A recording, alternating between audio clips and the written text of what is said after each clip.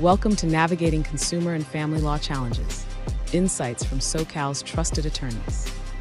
Hello and welcome to Navigating Consumer and Family Law Challenges, insights from SoCal's trusted attorneys with Amanda Hill and Sara Khosroabadi. With a focus on family law, consumer protection, and employment law, Amanda and Sara offer helpful, caring, and professional legal services and advice.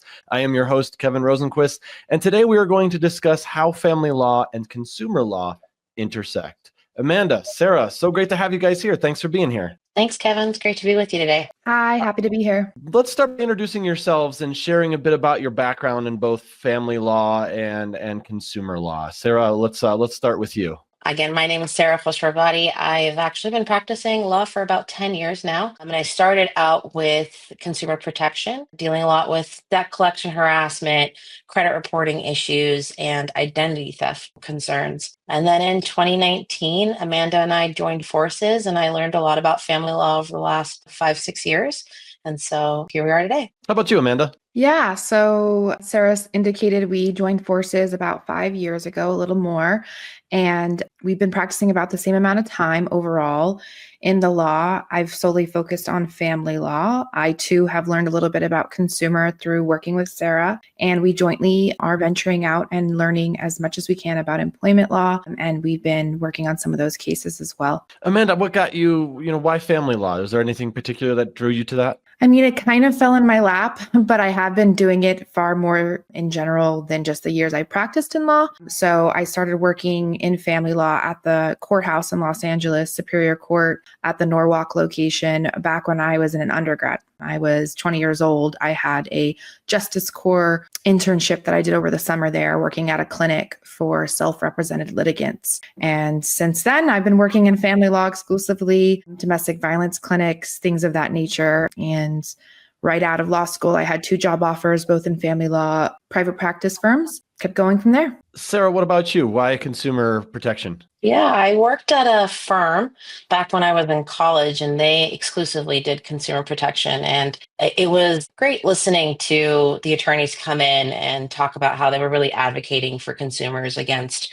the big bad guys. I did that for about 4 years, and then I decided I was going to go to law school. And then once I was in law school, I actually worked for the same firm as a law clerk and then kind of moved my way up. And then once I became an attorney, I joined their firm and I just loved it. It's always been a passion of mine in the area of law, doing consumer. At first glance, family law, consumer law, they don't seem like they're the same. They seem like very different areas of law. Can you kind of explain how they can overlap in certain cases? Yeah, divorce proceedings frequently involve division of marital debt and assets.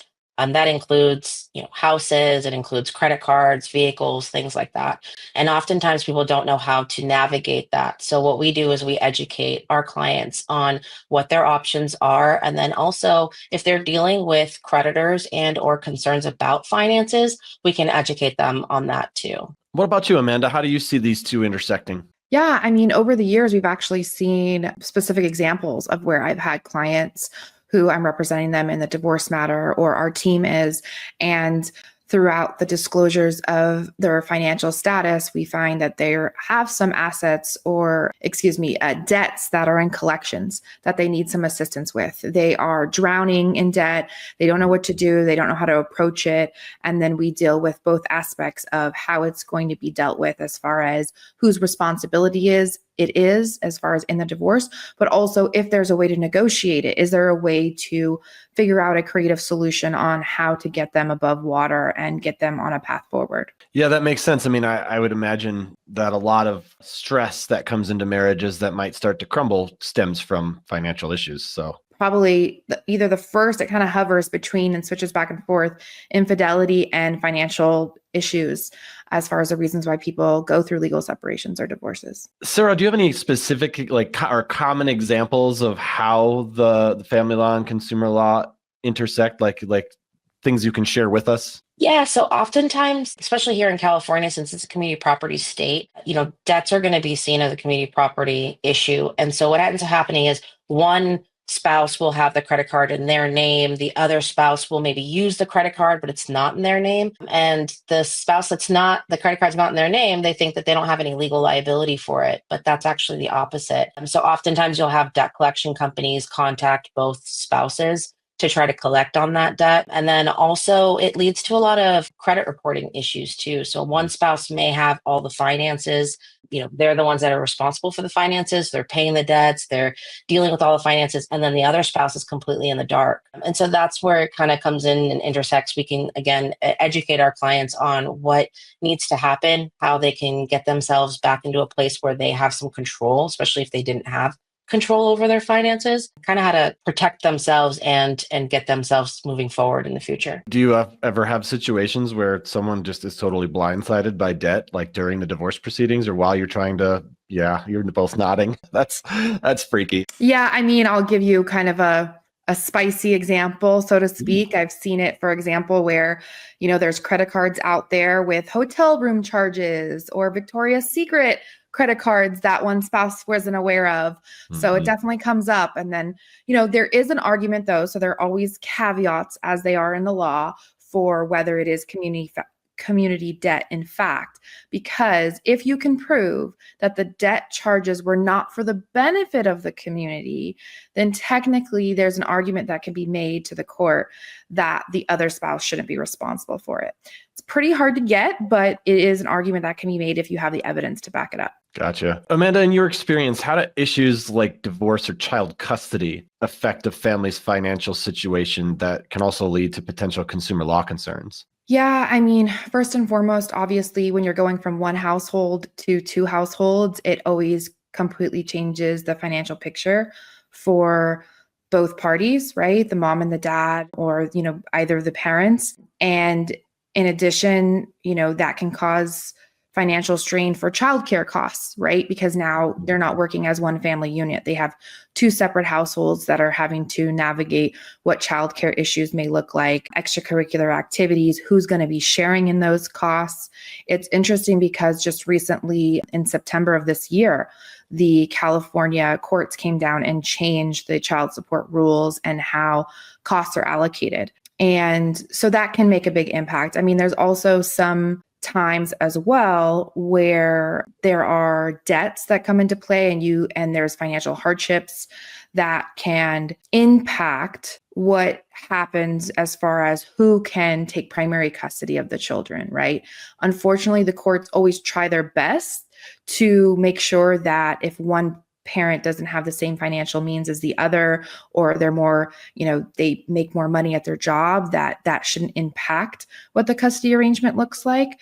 But sometimes it does, because they have the ability to provide the childcare, or they have the ability to take time off and spend more time with the children, picking them up after school, things like that. So, and sometimes, unfortunately, when there's that first part of the separation where there's some debt that gets incurred because they're trying to adjust their finances and figure out how they can afford, what their new expenses are living separately from their spouse. Yeah, in a lot of ways, not everything, but a lot of things all of a sudden are doubled as far as the family or once family unit is concerned. I mean, you're talking about maybe an apartment, and maybe, there's splits on mortgages, and there's just all sorts of different things that you have to take into consideration. Yeah. And, an interesting trend that's kind of happening right now because of the economy and inflation is that we're seeing a lot more cases where people are remaining in the same home throughout the divorce proceedings until all of their assets and debts can be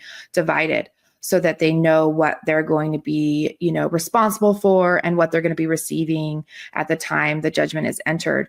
So it's been an interesting part of practicing to see how people are navigating it, how the court's navigating it. But yeah, that's something that we're kind of seeing a trend towards because of the housing market right now being so higher than normal in past years. And I'm sure there's nothing awkward about that, right? Yeah, definitely. It makes things more complex, a little bit more difficult. Unfortunately, It has a bigger impact on the kids too, but yeah. They have both mom and dad there, or both parents there, I should say. And so they have that going for them, but there's also that, probably unavoidable tension that is just hanging in the air. Sara, how did debt issues like credit card debt or student loans come into play in family law cases such as divorce or separation? So oftentimes we see a lot of arguments with regards to debt. Clients call us and say, I don't have any debt in my name. It's not my credit card. And that definitely does become an issue as far as the family law side of it's concerned. On the consumer side, what we see is a lot of people are, debt collectors are harassing both couples. So they'll contact family members, they'll contact them at work, and that definitely creates a problem too. But as far as student loans are concerned, I know that was something that you mentioned. Those technically, like Amanda said, there's a caveat for everything. Those technically in California are going to be considered your separate property. And a lot of people want that paid off too. And I know that's a big source of contention for families. But the credit card debts, it's just something that needs to be looked at individually and then decided on in the family court case as to who's going to be handling that debt, who's responsible for that debt, if that debt needs to be, divided 50-50. And oftentimes there is, maybe one partner who has more income and, the other partner can't necessarily pay that credit card debt off. So there's nice, convenient ways and or creative ways in family law that you can kind of deal with that debt without having to pay out of pocket. Right. It's more so maybe looking at the entire portfolio of the assets and debts and picking and choosing what needs to happen in that particular case. It makes sense, the student loan piece, because you're getting the education. What's the argument for that it should be paid for as part of the division? I mean, I'll answer this one. So there is, again, an exception here because if parties have been married for 10 years or more, then there is an argument that the community benefited from the education that they received. And so there's an argument that they should be responsible for a portion of it at least. I haven't successfully seen that argued in court, though. I will say most of the time, because we're looking at a marriage, for example, that's maybe 12 years, right? And they're maybe in their 30s or 40s. They still have a long ways to go in their career. So I haven't seen it litigated, at least in my experience, very often. It's more so the credit cards, personal loans that I see creative solutions on. So for example, let's say they're going to sell their marital home. Maybe all of those debts will be coming out of one party's portion of the proceeds from the sale, right? Because one can take on more than the other, and there's some sort of equalization payment owed from one to the other. And I'd imagine, like, even if, some couples keep their finances separate, some people keep them, put them all together. It doesn't matter, I would assume, right? Because like, as far as how it's divided up, just because like if I have a credit card, my wife has a credit card, but we're part of the same family unit, it's not my debt and her debt, it's our debt. Is that correct? Yeah, that's correct. And I mean, again, the only difference would be if there's pre-existing debts at the time of marriage that, let's say somebody comes into the marriage with a personal loan of $30,000 and it was for something that, was they personally received the benefit from, and the community paid down that debt throughout the marriage. Now we're talking about a potential reimbursement claim if in fact that same spouse is going to keep that asset that they got the loan for, right? So the community could potentially be owed back a reimbursement claim. But again, these are a lot of like nuances that can happen, but there are different situations that can come up for sure. Yeah, everything's different. And when you say community, you're basically saying the family, the home, right? Yes. Yeah. Okay. Community meaning, both parties, whoever they are. Yeah. I was hoping I could get the people around me to start paying off my debt. Wouldn't that be nice? For the benefit of the community, we're all going to benefit people. That would be great. Amanda, what advice would you give to someone going through a divorce to protect their financial well-being, especially regarding consumer debt and credit? I think the biggest thing is figuring out what exists. And I know that sounds silly and simplistic, but there are a lot of people that I speak with on that first consult, and they're like, I don't even know where to begin. So sitting down and writing it out or typing it up and figuring out what does your community have and again, as far as you and your spouse, not the community, but what do you have that exists, and what, including your assets, your debts, and sit down and go through it all and figure out, do I have the documents to back these things up? So for example, look at your past tax returns, right? Because that's always going to be something that is going to be needed through the divorce process is tax returns. The other thing would be, bank statements, credit card statements, anything related to anything that you have, getting it all organized and figuring out, what is going to be needed divided is a big first step in the right direction. And then also figuring out, okay, ultimately, what is my goal And how do I want to end up on the other side of this? And figuring out how to backtrack to figure out how to get there. That's heavy, but that makes a lot of sense. That makes a lot of sense.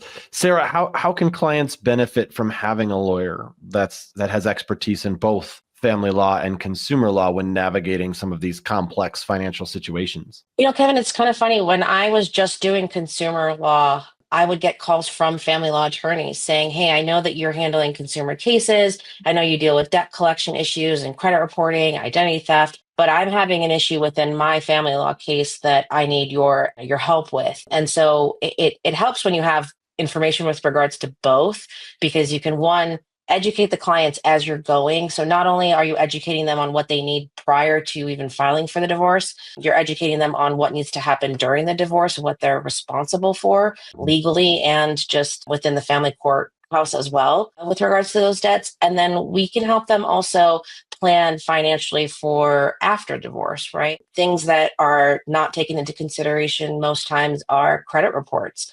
If you don't have credit in the US, you have practically nothing. You can't borrow, you can't get a car, you can't get an apartment. Those are things that most people don't think about when it comes to divorce. And again, if you're dealing with a spouse that's at home and hasn't had their name on credit cards or hasn't had a lot of credit given to them, then there is that issue of whether or not they can even move out of the home or be able to start that new journey post-divorce. So it helps having an attorney who knows both areas, because we can kind of help them navigate just all areas of their financial needs before, during, and after the divorce. Yeah, that makes a lot of sense. All right. Well, thank you both for your insights. And thank you all for joining us on Navigating Consumer and Family Law Challenges, Insights from SoCal's Trusted Attorneys with Amanda Hill and Sara Khosroabadi. To connect with their firm, visit kandhlawgroup.com and be sure to like and subscribe to our channel and leave us a review. Sara and Amanda, thank you guys so much for being here. It was great having you. Thank you for having us. Thanks for watching. Be sure to hit that like and subscribe button and leave us a review in the comments.